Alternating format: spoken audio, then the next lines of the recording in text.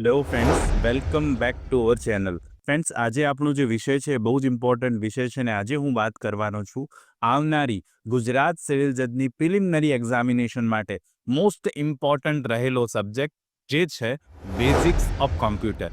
Yes friends, કોમ્પ્યુટરના બહુ જ અગત્યના એમસીક્યુઝ જે છે આજે આપણે ચર્ચા કરવાના છે, કારણ કે કમ્પ્યુટર રિલેટેડ જેટલા પણ પ્રશ્નો પૂછાય છે એ બહુ ઇઝી હોય છે જોવા જઈએ તો, ને આપણે એમાં સારો એવો સ્કોર કરી શકીએ છીએ. તો ફ્રેન્ડ્સ, આપ સૌને રિક્વેસ્ટ છે કે આ વિડીયોને એન્ડ સુધી જોજો, જેથી આપ સમજી શકો કે બેઝિક્સ ઓફ કમ્પ્યુટરમાંથી કેવા પ્રકારના એમસીક્યુઝ ફ્રેમ થઈ શકે અને તમે તે પ્રશ્નોના જવાબ કેવી રીતે બિલકુલ ઇઝીલી સાચા આપી શકો. તો જે પણ કોઈ સ્ટુડન્ટ્સ આજે ચેનલ પર નવા છે, પ્લીઝ ચેનલને સબસ્ક્રાઇબ કરી લો, બેલ નોટિફિકેશન આઇકોનને ઓન કરી લેજો, જેથી આવનારા ખૂબ જ અગત્યના વિડીયોઝના નોટિફિકેશન આપ સૌને સૌથી પહેલા મળી જાય. બિલકુલ સમયને નહીં બગાડીએ, શરૂ કરીશું આજનો વિડીયો.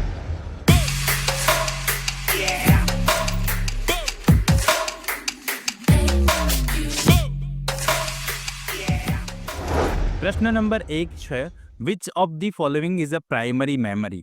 નીચેનામાંથી કઈ પ્રાઇમરી મેમરી છે? Hard disk, RAM, USB drive કે CD ROM? What will be correct answer? તો પ્રશ્ન નંબર 1માં પ્રાઇમરી મેમરીની વાત હોય તો સાચો જવાબ બનશે બી, રેમ. ઓકે, શું આવે જવાબ? બી આવે, રેમ.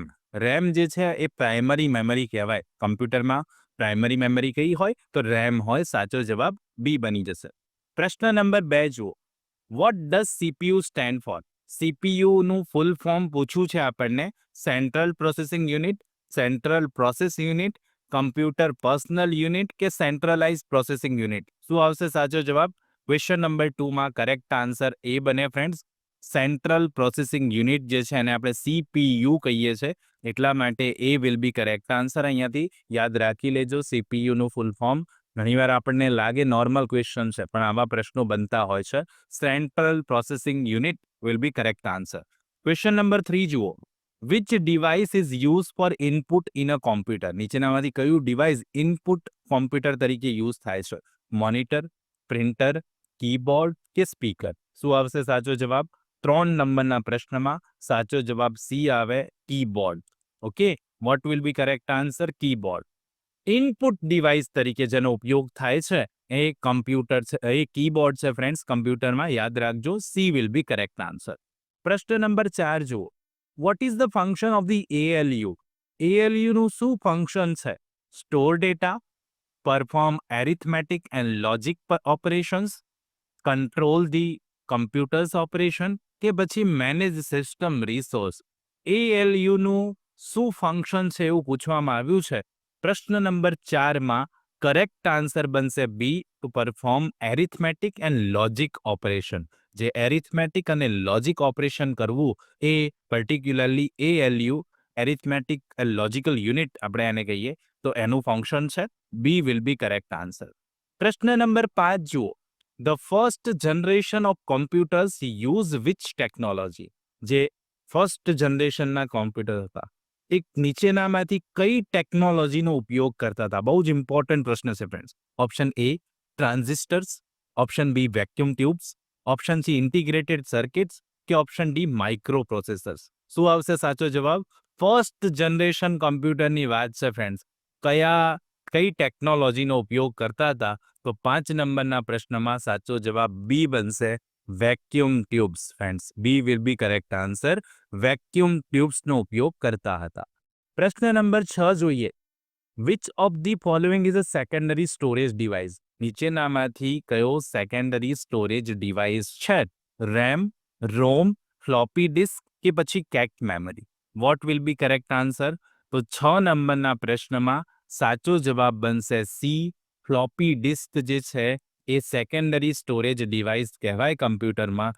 રેમ ના આવે, રોમ ના આવે, કેટ મેમરી ના આવે, પણ C will be correct answer.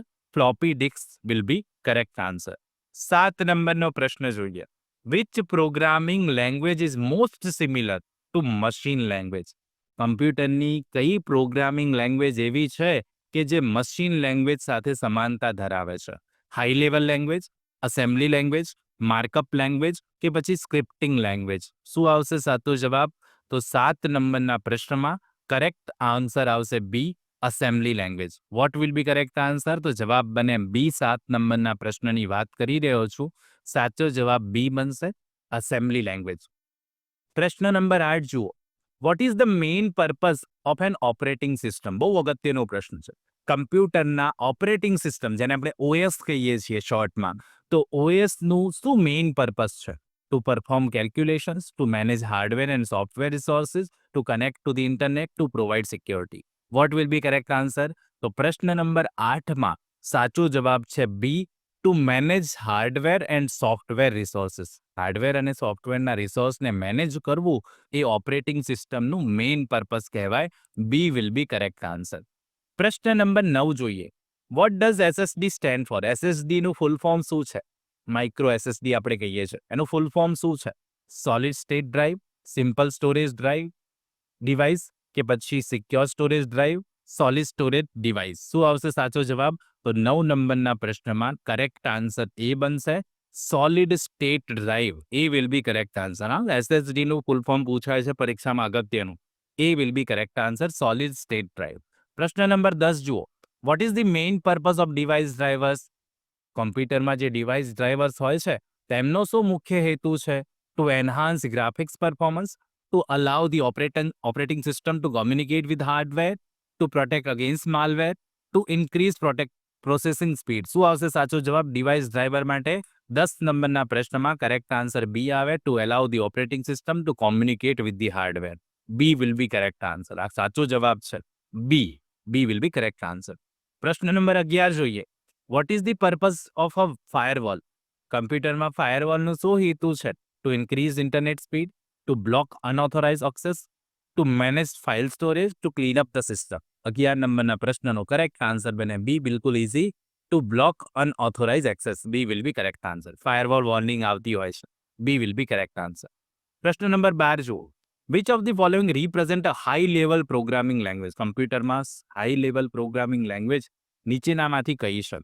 C language, assembly language, machine mode, machine code, કે પછી બાઇનરી લેંગ્વેજ? તો 12 નંબરના પ્રશ્નમાં સાચો જવાબ એ બનશે, સી લેંગ્વેજ જે છે એ હાઈ લેવલ પ્રોગ્રામિંગ લેંગ્વેજ છે. સી, અહીંયાથી સી લેંગ્વેજની જે વાત થઈ રહી છે, option A will be correct answer. તો આ સી જે છે સાચો જવાબ બની જશે. પ્રશ્ન નંબર 13 જોઈએ. What is cloud computing? Cloud computing શું છે?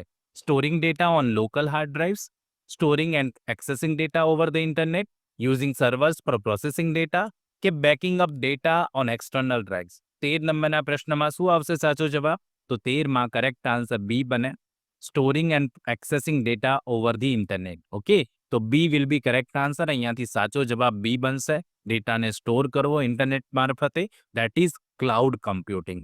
14. Who is the inventor of the artificial intelligence? નીચેનામાંથી આર્ટિફિશિયલ ઇન્ટેલિજન્સ એઆઈ નો ઇન્વેન્ટર એટલે શોધક કોણ છે? Geoffrey Hinton, Andrew Ng, John McCarthy, કે Jurgen Schmidhuber? What will be correct answer? તો 14 નંબરના પ્રશ્નમાં એઆઈ રિલેટેડ પ્રશ્નો તમે આ પરીક્ષામાં જોશો ફ્રેન્ડ્સ, પૂછાશે. યાદ રાખજો. તો એઆઈની થોડીક તૈયારી કરી લેજો, આર્ટિફિશિયલ ઇન્ટેલિજન્સની થોડીક તૈયારી જરૂરથી કરી લેજો. 14 નંબરના ક્વેશ્ચનમાં કરેક્ટ આન્સર સી બનશે. Who is the inventor? John McCarthy is the inventor. C will be correct answer. 15. Which of the following is the branch of artificial intelligence? નીચેનામાંથી કઈ આર્ટિફિશિયલ ઇન્ટેલિજન્સની એક બ્રાન્ચ છે, એક શાખા છે? Machine learning, cyber forensics, full stack developer, કે પછી network design? Please question number 15નો આન્સર આપશો એ મને નીચે કોમેન્ટ બોક્સમાં કોમેન્ટ કરીને જરૂરથી આપવાનો છે. આઈ હોપ સો આજનો આ વિડીયો આપ સૌને સારો લાગ્યો હશે ને કમ્પ્યુટર રિલેટેડ જે પણ કોઈ પ્રશ્નો હતા એ તમને ઇઝી લાગ્યા જ હશે, પણ થોડીક તૈયારી જરૂરથી કરવાની છે.